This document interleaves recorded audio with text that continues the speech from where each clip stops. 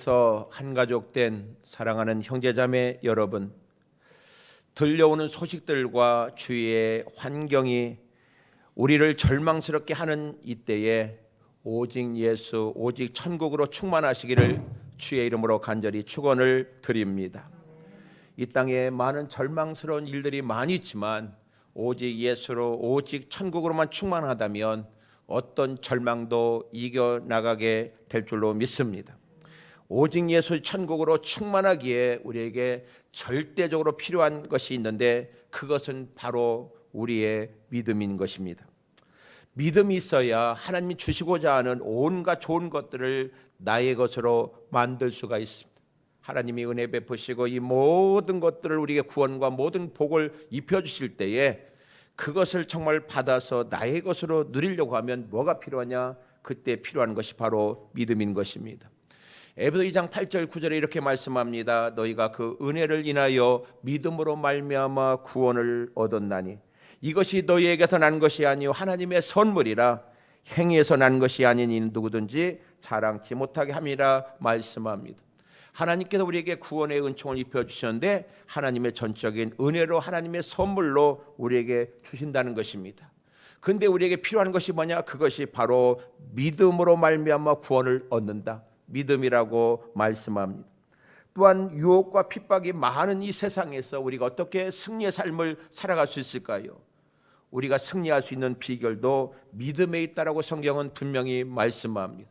하나님의 온갖 좋은 것을 정말 내가 받아들일 수 있는 것도 믿음이고 이 세상에서 정말 우리가 정복하고 다스리는 승리할 수 있는 비결도 믿음에 있음을 요한일서 5장 4절에 이렇게 말씀합니다. 무릇 하나님께로부터 난 자마다 세상을 이기느니라. 세상을 이기는 승리는 이것이니 우리의 믿음이라 말씀합니다. 세상을 이기는 승리는 다른 데 있는 것이 아니라 믿음에 있음을 성경이 분명히 말씀합니다. 우리는 전적으로 하나님 은혜 가운데 오직 예수의 믿음으로 구원을 받았습니다. 그리하여 우리는 하나님의 자녀가 되었고 하나님의 백성이 되었습니다.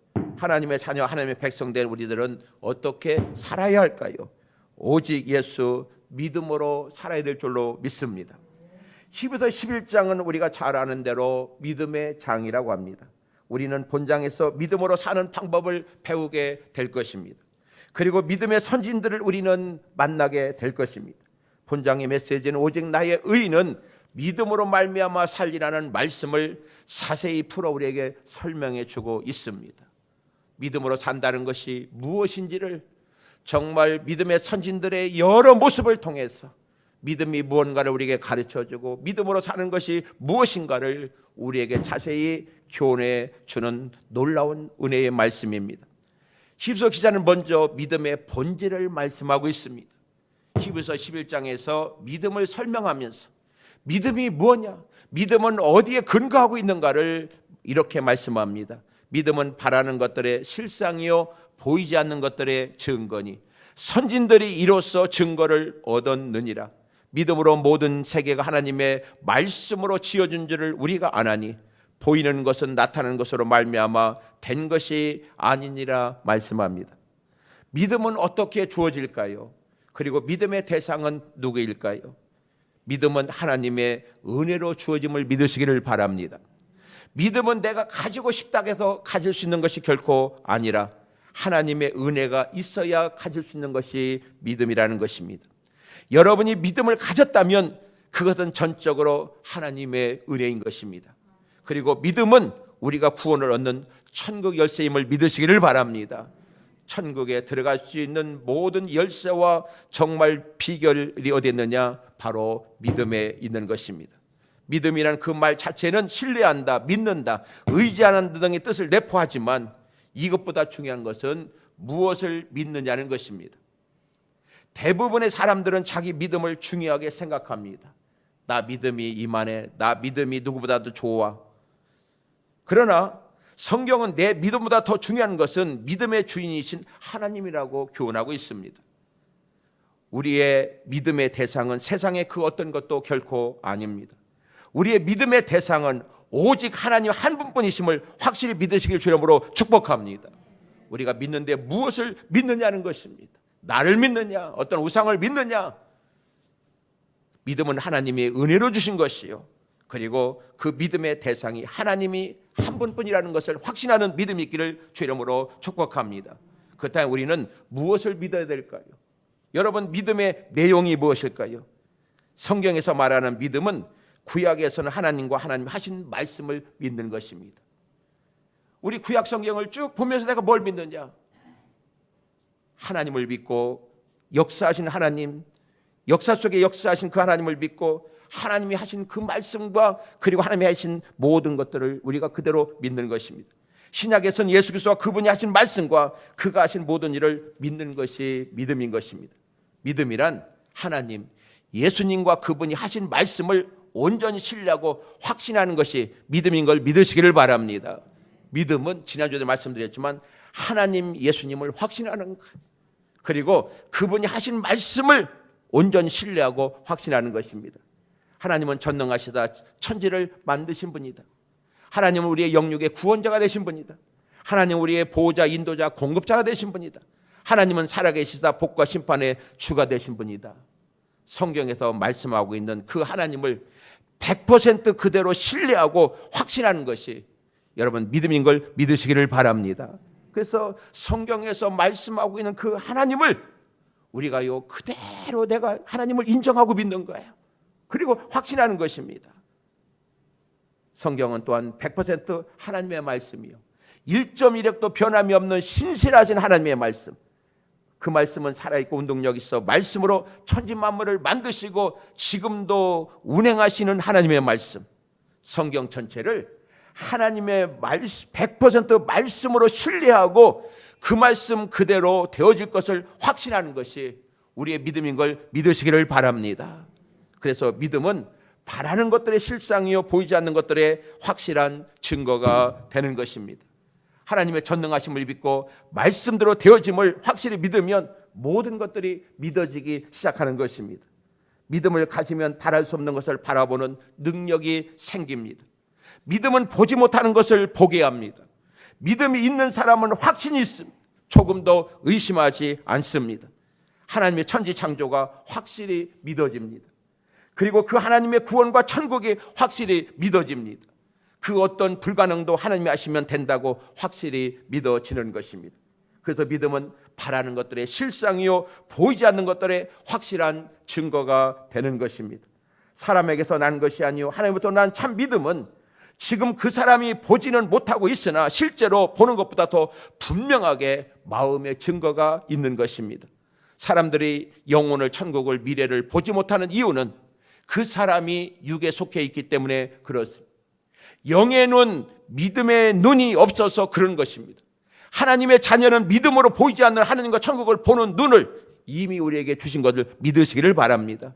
그러므로 사랑하는 성도 여러분이요, 전능하시고 신실하신 그 하나님과 그리고 그분의 말씀을 100% 신뢰하고 여러분 확신하시기를 바랍니다.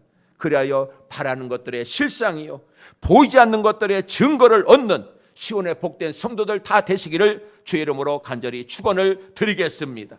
오늘 이 아침에는 아브라함 이전의 믿음, 이 선진들 가운데에 아벨의 믿음에 대한 말씀을 함께 나누면서 말씀의 교훈을 받고 은혜를 나누기를 원합니다.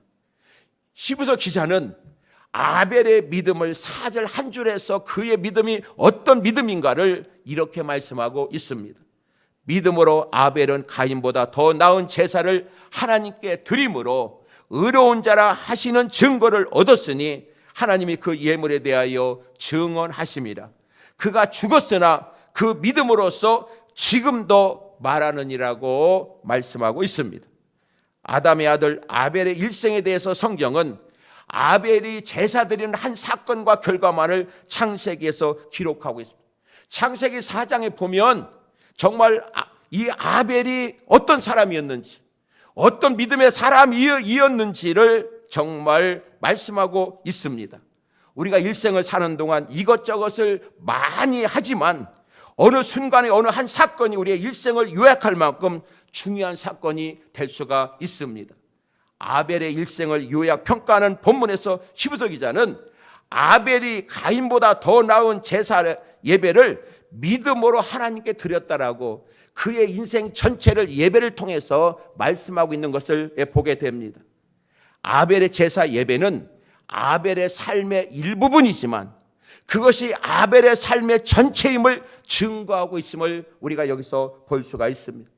오늘날도 하나님께 예배드리는 한 모습을 자세히 관찰해 보면 그가 하나님께 대하여 어떤 생각을 가지고 어떻게 살아가고 있는지를 우리는 다 알 수가 있습니다. 뭘 보면? 예배드리는 모습을 보면 그만큼 성도에게 있어서 예배는 삶을 대표하는 중요한 요소가 되는 것입니다. 예배가 그 인생을 말하고 있고 예배가 그의 미래를 결정하는 것을 볼 수가 있습니다. 예배는 믿는 자와 믿지 않는 자를 구분하는 중요한 분수령이 됩니다. 하나님께 예배드림이 없는 자는 하나님의 백성이라고 결코 말할 수 없습니다. 하나님께 영과 진리로 예배드린 자가 하나님의 자녀여 하나님의 백성입니다. 죄인된 인간이 사는 길은, 하나님을 만나는 길은 바로 예배에 있는 것입니다. 성전 교회는 만민이 하나님께 예배하는 집이요 그리고 만민이 기도하는 집입니다. 그럼 우리는 예배를 소홀히 생각해서는 안 됩니다. 예배를 내 마음대로 드리고 싶으면 드리고 드리고 싶지 않으면 안 드리는 것으로 되는 것으로 우리는 착각에 빠져서는 안 될 것입니다. 예배의 선택은 내게 있지 않습니다. 하나님의 자녀와 백성된 그은혜로 구원받은 하나님의 자녀 된다는 마땅히 하나님을 예배하는 자가 되어야 되는 것입니다.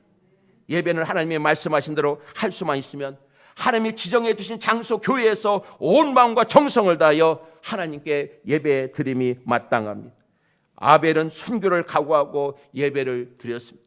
아벨은 하나님이 기뻐 받으신 믿음의 제사 드리려다가 최초의 순교자가 되었습니다. 아마 아벨이 그 형처럼 대충 예배 드렸으면 죽지는 않았을 것입니다. 그러나 시기하고 그를 미워하고 어쩌면 자기의 이기가 온다는 것을 아벨은 알았을 것입니다. 그러나 하나님께 드리는 예배를 결코 아벨은 소홀히 할 수 없었습니다. 그리하여 예배드리다가 결국에는 아벨은 정말 순교자가 되었습니다. 선진들의 믿음은 입으로만 주여주하는 믿음이 결코 아니었던 것입니다. 주님도 이에 대해서 경고하여 정말 마태복음 7장 21절에 이렇게 말씀하셨습니다. 나더러 주여주하는 자마다 다 천국에 들어갈 것이 아니요 다만 하늘에 계신 내 아버지 뜻대로 행하는 자여야 들어가리라. 선진들의 믿음은 무엇보다도 생활 믿음이었습니다. 히브리서 기자는 히브리서 11장에서 아벨부터 에녹, 노아, 아브라함, 이삭, 야곱, 요셉, 모세 등 많은 선진들의 믿음을 우리에게 소개해주고 있습니다. 그런데 흥미로운 것은 구약에 기록된 그들의 삶이 요약되어 있다는 것입니다. 구약의 말씀에 정말 그들이 어떻게 살았는지를 증거하고 있는데 이 히브리서 기자는 이 믿음의 장애, 이 믿음의 위대한 사람들을 말하면서 뭘 말하고 있느냐? 바로 그들의 삶을 요약해서 우리에게 말해주고 있다는 것입니다. 여러분, 이것은 무엇을 말할까요? 삶을 말하면서 그 삶이 뭐라고? 믿음으로 살았다는 것입니다. 이것은 선진들의 믿음이 믿음 따로 생활 따로 이렇게 이원련적 이것이 결코 아니었다는 것입니다. 믿음은 바로 생활이었고 생활이 바로 믿음이라는 총체적 전인적인 믿음이었다는 것을 히브리서 기자는 증언해주고 있는 것입니다. 다시 말해서 그들의 사는 것 자체가 믿음이었다는 것입니다. 일상적인 그런 삶 자체가 믿음의 삶이었다는 것을 증거하고 있는 것입니다. 오늘날 성도들 가운데는 믿음과 생활이 정말 전혀 다른 신앙인들이 의외로 많이 있습니다. 교회 올 때는 예배드릴 때는 믿음인 것 같은데 밖에 나가면 믿음이 아니에요. 믿음과 생활이 따로따로 있는 거예요. 여러분, 이것은 진정한 믿음이 아니라고 히브리서 기자는 말하고 있는 거예요. 여러분, 믿음의 선진들의 믿음은 그런 믿음이 아니었어요. 교회 안에서나 바깥에서나 그들이 말과 행동의 모든 삶이 바로 예배자의 삶이요 바로 그 삶이 믿음이었다고 정말 증언하고 있는 것입니다.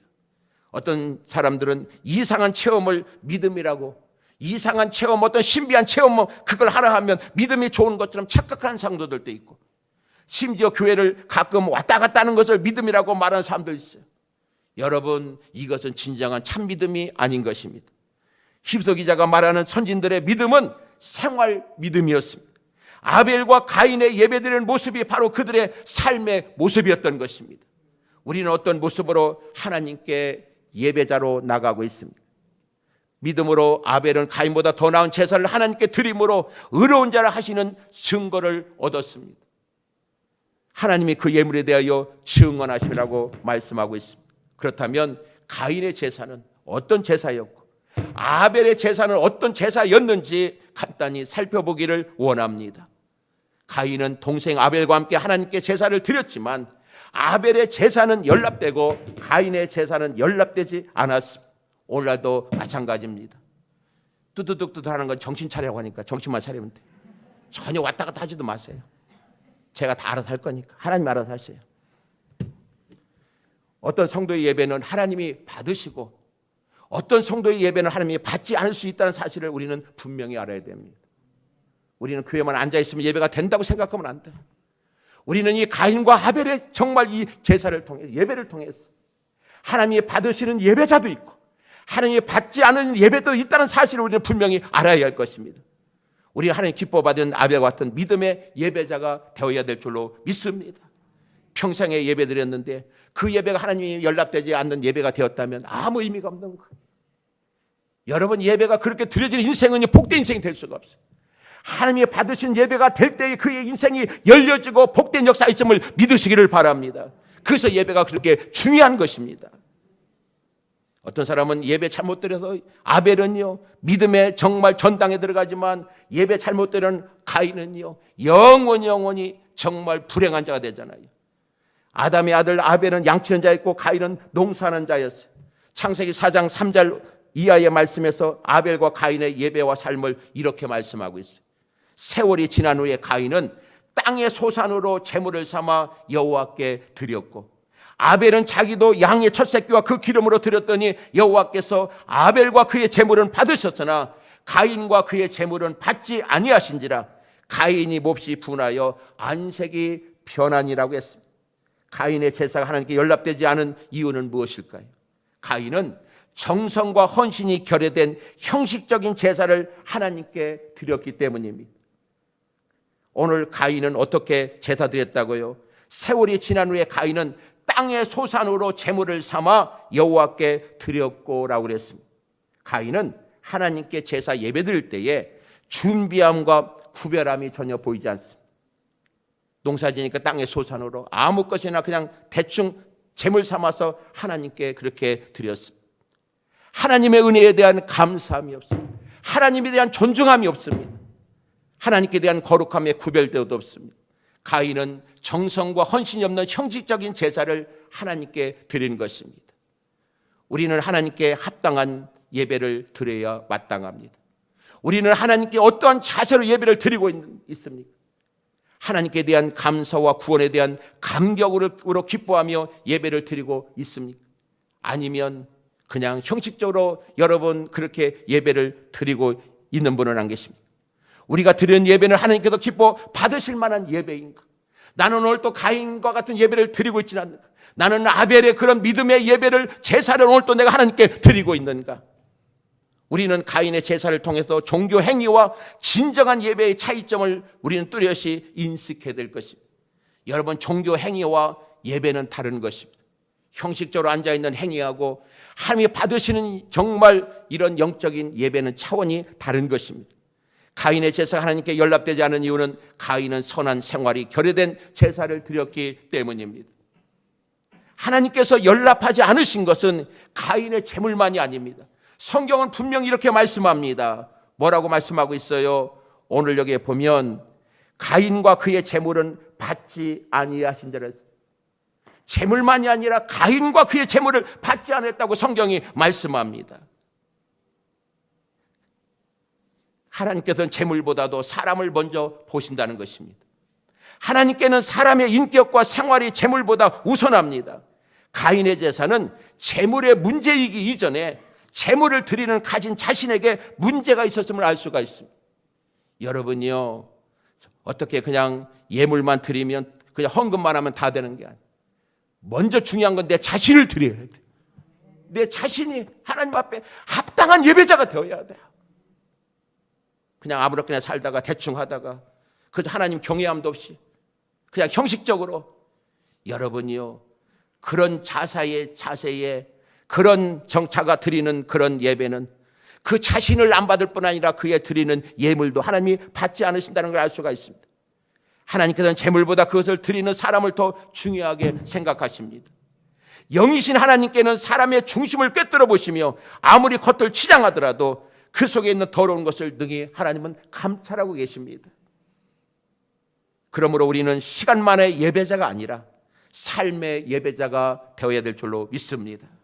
시간 안에만 앉아있는 예배자가 아니라 우리의 마음 중심이 하나님을 경외하고 그 하나님을 사랑하는 우리의 삶의 예배자가 하나님 앞에 합당한 예배자가 되는 것입니다. 우리 몸을 하나님 기뻐 받으신 산 제물로 하나님께 날마다 드리는 영적 예배자가 되어야 될 것입니다. 로마서 12장 1절 2절의 말씀대로 우리 몸을 하나님 기뻐하시는 거룩한 산 제물로 드리는 영적 예배자.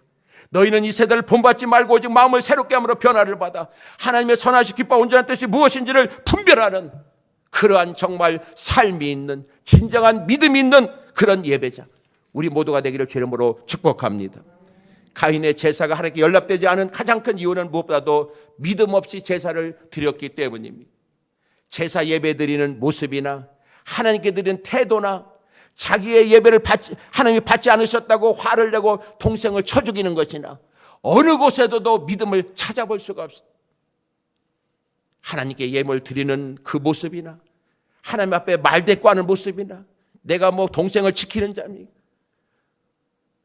동생을 예배 안 받았다고 화를 내고 동생을 심지어 들여서 쳐 죽이고 여러분요 가인은 전혀 믿음이 보이질 않아요. 삶에서도 예배에서도 여러분 우리는 예배의 모습에서 믿음을 하나님께 보여드릴 수 있기를 바랍니다.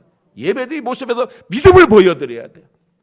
여러분 우리는 삶의 모습에서 우리의 믿음을 하나님께 보일 수 있기를 바랍니다. 우리의 말과 행동에서 우리는 믿음을 하나님께 보여드릴 수 있어야 돼요.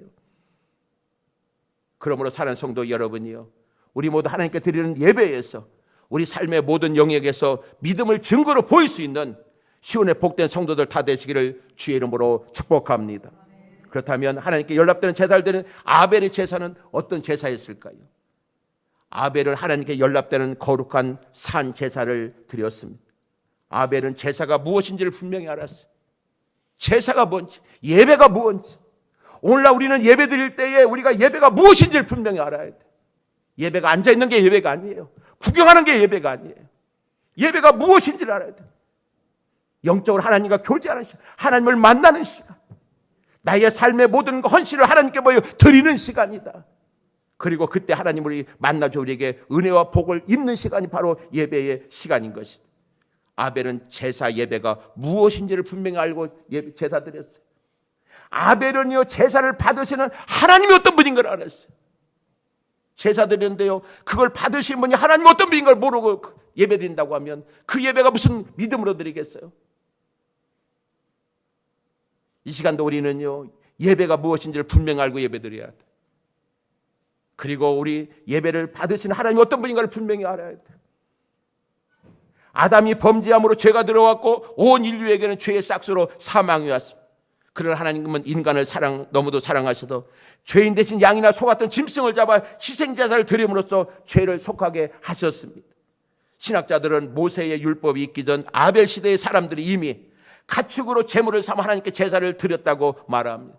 죄를 지은 사람이 하나님 앞에 희생제물을 드리는 것은 희생된 제물 속에 자신의 죽음을 함께 담아 제사된다는 의미가 있는 것입니다. 그래서 구약에서 짐승을 잡을 때 어떻게 해서 그 짐승의 머리에 안수했다고 했어요. 내가 죽게 되는데 대신 하나님 이 짐승이 하나님 나가는 죄인입니다. 나는 죽어 마땅한 죄인입니다. 그러나 하나님 이 피를 받으시고 하나님 내 죽음 속에서 나를 살려주시고 나의 죄를 용서해달라고. 구약시대 성도들은 그런 마음으로 온 성전이 제사장과 그 모든 그릇들이 피로 범벅이 되는 걸 보면서 우리는 내 자신의 정말 죽음을 하나님 앞에 그곳에 담아서 하나님 앞에 제사를 드렸던 것입니다. 제사에 대한 규례가 정해진 것은 후대 일이었지만 아벨은 하나님께서 기뻐하시는 그분께서 원하시는 제사에 대해서 알고 있었습니다. 죽음으로 대속하는 것, 아벨의 제사에 이런 신앙의 고백적인 의미가 담겨 있었습니다. 양치는 자인 아벨은 양의 첫 새끼와 그 기름으로 제사를 드림으로 그 제물 속에 자신의 죽음을 담아 드렸으며 하나님께서는 이와 같은 아벨의 제사를 연락하신 것입니다. 우리는 구약시대 성도들처럼 짐승 잡아 드리지는 않지만 우리는 하나님 앞에 예배드리러 나올 때에 우리는 예수 보혈의 공로를 의지하는 감사와 감격으로 아버지 앞에 나가야 될 줄로 믿습니다. 주님, 제가 죽어야 되는데 주님이 십자가에서 죽으셨군요. 저는 정말 죽어 마땅한 죄인입니다. 그러나 주님이 대신 십자가에 피 흘려 주셔서 이렇게 하나님 저를 구원해 주셔서 찬양 삼아준 걸 감사합니다. 오늘 이 아침에 그 피를 의지하고 아버지 앞에 나갑니다. 죄인이지만 아버지의 피를 의지할 때 아버지여 나를 받아주시고 아버지 나의 허물거제를 용서해 주시고 아버지여 은혜 있기를 원합니다. 우리는 예배드릴 때 우리는 그런 마음, 믿음을 가지고 그런 마음 가지고 나가야 돼요. 여러분, 그렇다면 우리가 성전에 올라올 때 예배드릴 때 우리가 예배드릴 때 얼마나 감격스럽겠어요. 죽어 마땅한 죄인, 하나님 앞에 감히 나갈 수 없는 죄인이 저주받아 지옥 형벌에 떠있던 정말 우리들을 하나님이 예수의 피의 공로로 하나님 앞에 나갈 수 있는 이 예배자가 되었다는 것이 얼마나 감사하고 얼마나 감격스러운 일입니까? 여러분, 예배에 이런 감사와 감격이 회복되기를 바랍니다. 예배는요, 마당만 밟는 게 예배가 아니에요. 앉아있는 게 예배가 아니에요. 구경하는 건 더욱더 예배가 아니에요. 아벨은요, 그렇게 예배가 무엇인지를 알고 그리고 예배를 받으신 하나님이 어떤 분인지를 알고 그냥 가인처럼 대충 그냥 농사진 거 그냥 아무나 그렇게 대충 되는 게 아니라 아벨은 양의 첫 새끼와 그 기름으로 최선을 다하여 예배를 제사를 드렸다고 그랬어요. 뭐 한 거예요? 구별된 거예요. 많은 양이 있지만 양의 첫 새끼를 드렸어요. 많은 양이 있지만 기름진 것을 드렸어요. 좋은 것으로 드렸다는 거예요. 아벨은 제사가 무엇이고 제사를 받으시는 하나님이 어떤 분이신가를 알았기에 가인처럼 아무 것이나 가지고 대충 하나님께 제사 드릴 수가 없었어요. 아벨은 양의 첫 새끼와 그 기름으로 하나님께 온 마음과 정성을 다하여 제사를 드렸습니다. 양의 첫 새끼와 그 기름이라는 말은 구별하여 첫 태생 중 가장 살찌고 기름진 것을 의미하는 것입니다. 결국 양의 첫 새끼와 기름은 아벨의 정성과 진심이 담긴 최상의 좋은 제물로 하나님 앞에 제사 드렸다는 것입니다. 왜요? 하나님이 어떤 분인가? 제사를 받은 어떤 분인가를 아벨은 알았어요. 그 하나님은 가장 존귀하시고 위대하신 분, 나를 가장 사랑하시는 그 하나님. 우리는 어떤 자세와 마음으로 하나님께 예배 드리고 있습니까? 아벨은 무엇보다도 믿음으로 제사를 드렸습니다. 아벨은 온 마음과 정성을 다해 거룩한 산제사를 드렸을 뿐만 아니라 자신의 죄성을 철저히 자각하는 가운데 교묘하게 제사를 드렸습니다. 아벨은 믿음으로 가인보다 더 나은 제사를 하나님께 드렸다고 그랬습니다.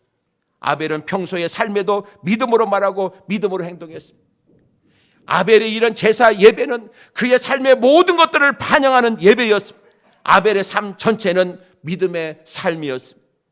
아무렇게나 살다가 어느 날 한 번의 예배를 잘 드려 의로운 자라 증거를 얻은 것이 아닙니다. 그의 삶이, 그의 예물이 증언한다고 말씀하고 있어요. 그의 삶이, 그의 예물이 증언하고 있는 거예요. 그러므로 사랑하는 성도 여러분이요, 예배가 정말 중요하고도 중요합니다. 코로나 시대에 여러분 예배를 소홀히 하지 마십시오. 예배를 소홀히 하는 것은 여러분요, 불행의 길로 가는 지름길인 것입니다. 여러분, 우리는 목숨 걸고 예배된 자가 되어야 돼요. 누구처럼? 아벨처럼. 아벨은요, 목숨 걸고 예배드렸어요. 예배드리다가 순교자가 되었어요. 그 아벨은 지금도 예배가 무엇인가를, 믿음이 무엇인가를 우리에게 지금도 말하고 있는 거예요. 지금도 말하고 있어요, 여러분. 여러분, 목숨 걸고 하나님 기뻐 받은 예배자가 되기를 바랍니다. 몸이 조금 뻐근하다고 뭐하다고 여러분이요, 코로나 때문에요, 여러분요, 그건 예배자의 자세가 아니에요. 아벨은요, 목숨 걸고 예배드렸어요. 예배드림으로 순교자가 되었어요. 믿음으로 아벨과 같은 예배, 여러분 삶의 예배자가 되기를 바랍니다. 그리하여 오늘 이 시대에 정말 하나님께 예배를 잘 드리는 믿음으로 말미암아 하나님 앞에 정말 인정을 받고 믿음의 전당에 들어가는 시온의 복된 성도들이 다 되시기를 주의 이름으로 간절히 축원을 드리겠습니다. 기도드립시다.